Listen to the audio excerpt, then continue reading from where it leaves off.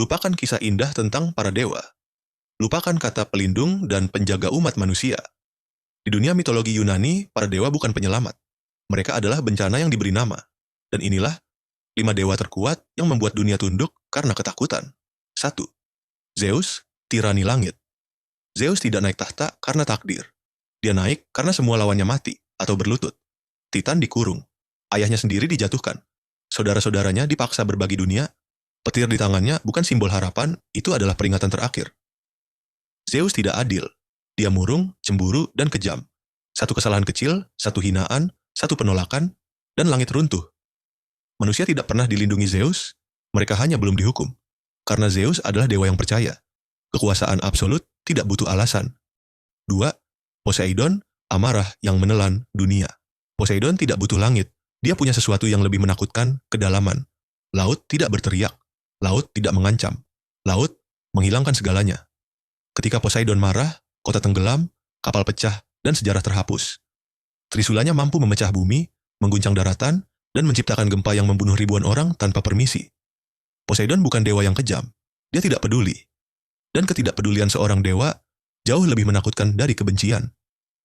3. Hades, akhir. Yang tak terelakkan, Hades tidak duduk di Olympus. Dia duduk di ujung perjalanan semua makhluk. Dia tidak haus kekuasaan, tidak iri, tidak memohon penghormatan, karena dia tahu satu hal, semua akan datang kepadanya. Pahlawan terbesar, raja paling sombong, dewa paling arogan. Di dunia bawah, nama tidak berarti apa-apa. Kekuatan tidak menyelamatkan siapapun. Hades tidak menghancurkan dunia. Dia menyimpan hasil akhirnya, dan itulah yang membuatnya mengerikan. Zeus bisa dibenci, Poseidon bisa dilawan, tapi Hades tidak ada yang lolos darinya. 4. Ares, kegilaan yang bernama perang Ares bukan strategi, bukan kehormatan, bukan kemenangan. Ares adalah darah yang masih hangat. Dia menikmati jeritan prajurit, menikmati ketakutan, menikmati kekacauan. Baginya, tidak ada pahlawan, tidak ada penjahat. Yang ada hanya siapa yang mati lebih dulu. Bahkan para dewa pun membencinya.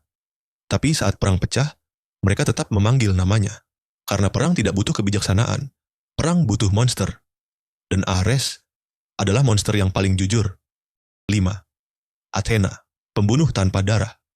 Athena tidak berteriak di medan perang. Dia tersenyum sebelum perang dimulai. Dia tidak menghancurkan pasukan. Dia menghancurkan rencana musuh.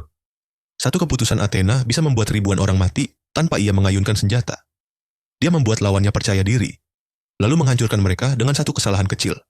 Athena tidak kejam secara fisik. Dia kejam secara intelektual.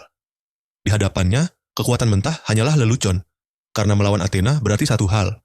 Kamu sudah kalah sebelum sadar sedang bertarung. Ini bukan kisah tentang dewa yang layak disembah.